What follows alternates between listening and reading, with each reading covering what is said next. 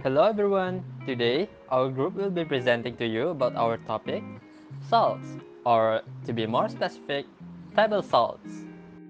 Generally speaking, all of us use salts for our foods or even candies nowadays. There's just some salt that we encounter in daily life, such as calcium and sodium. Well, let's continue with our video today about the wonder of salts. Here are fun facts about sodium salt in our favorite drinks, Coca-Cola. So, how much sodium salt does a Coke contain? Firstly, there is sodium bicarbonate. This ingredient acts as a flavor. It makes Coke fizzy by producing carbon dioxide gas when mixed with an acid such as phosphoric acid or carbonic acid. Then, there is sodium sulfite. It is used to make the caramel color of the Coke. High consumption of Coke will affect your health. Here are some diseases that you might get if you're taking excessive Coke. Why consuming too much salt is not good for us? Sodium is located in our blood and it pulls water to it. So, the more salt we consume, the more water will be attracted into our bloodstream. More blood will be pushed against the blood vessel wall and thus causing high blood pressure. In our daily life, we can use salt to eliminate a grease fire. First of all, please remember that we should never use water on the grease fire. What we can do is pour a certain amount of salt on the top of the fire to smother it.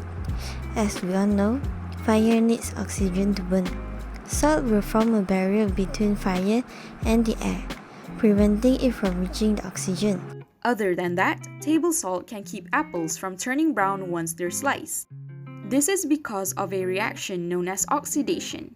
Tyrosinase, which is an enzyme found in apples, reacts with oxygen, which causes the apples to turn brown. Salt water has the ability to pull away the water from a sample, thus exposing the sample to less oxygen to reduce oxidation. Now, I would like to talk about the history of salt. Firstly, we need to know who was the first person who discovered salt. The Egyptians were the first to realize the preservation possibility of salt. Sodium draws the bacteria causing moisture out of food, drying them, and making it possible to store meat without refrigeration for an extended period of time. Now I would like to talk about how salt was obtained. There are two methods, and the first one is evaporation from seawater, and they using solar evaporation methods. The harvesters place the seawater in concentrating pots, where the sun and winds collectively increase the evaporation rate.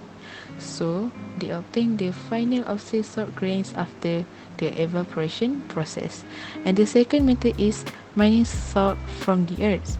The salt mine have a tunnel network through 19 levels. They use 300 miners who work in salt chamber to obtain the salt. A myth states that eliminate sodium completely for good health. This is false. Sodium is an essential nutrient that controls the blood pressure. It is also needed to make the nerves and muscles work properly. For this reason, patients need to consume the right amount of salt. The American Heart Association (AHA) recommends no more than 2,300 milligrams a day.